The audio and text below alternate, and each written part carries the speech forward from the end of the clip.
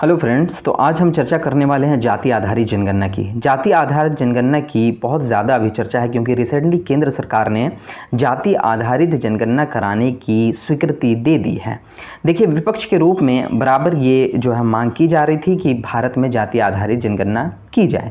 तो जाति आधारित जनगणना है क्या, हम जानते हैं इसके बारे में। देखिए, सबसे पहले स्टडी पॉइंट ऑफ व्यू से हम सारे इसमें तथ्य आपके सामने रखने वाले हैं जो कि आने वाली परीक्षाओं में आपके लिए उपयोगी सिद्ध हो सकते हैं।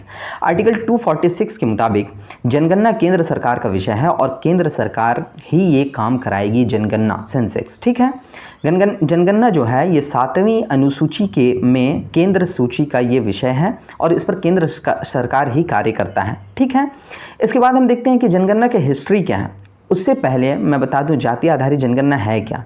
देखिए, जनगणना तो जनगणना है यानी लोगों की गणना करना, लेकिन जाति आधारित जनगणना क्या है कि हर एक जाति का स्पेसिफिक अलग अलग गिनती करना कि फला जाति कौन सी है और उसकी जनसंख्या कितनी है, उसकी सामाजिक आर्थिक स्थिति अभी क्या है।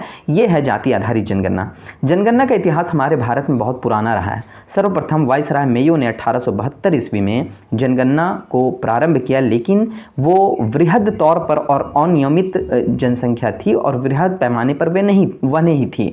लेकिन 1881 ईस्वी में वायसराय रिपन ने एक नियमित जनगणना का प्रारंभ किया और तब से प्रत्येक 10 वर्ष में भारत में जनगणना कराई जा रही है। जाति आधारित जनगणना की अगर हम बात करें तो सर्वप्रथम अंग्रेजों के शासनकाल में भारत में 1931 ईस्वी में जाति आधारित जनगणना कराई गई थी। इसी रिपोर्ट के आधार पर अभी तक जातियों को, पिछड़ी जातियों को और विभिन्न जातियों को आरक्षण प्रदान किए गए। 1980 ईस्वी में मंडल रिपोर्ट ने भी जो सिफारिशें की थीं ओबीसीज के आरक्षण के लिए और 27% आरक्षण बाद में लागू किया गया था, वो भी इसी 1931 ईस्वी की जनगणना पर आधारित थी। देखिए, ये तो बेसिक चीज़ें हो गई कि जनगणना क्या है, जाति आधारित जनगणना क्या है।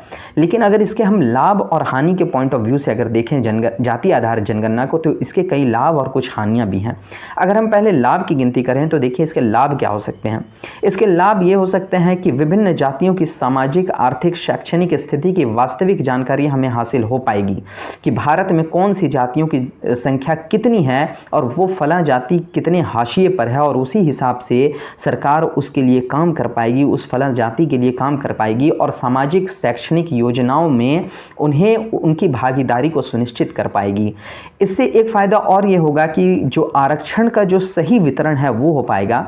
अभी तक देखिए क्या हो रहा था कि 1931 ईस्वी की जनगणना के आधार पर ही ओबीसी को आरक्षण है, लेकिन अगर जनगणना हो जाती है जाति आधारित तो स्पेसिफिक हर जाति का पता चलेगा, ओबीसीज की करंट जो है जनसंख्या पता चल जाएगी और उसी हिसाब से उसके आरक्षण भी सुनिश्चित होंगे।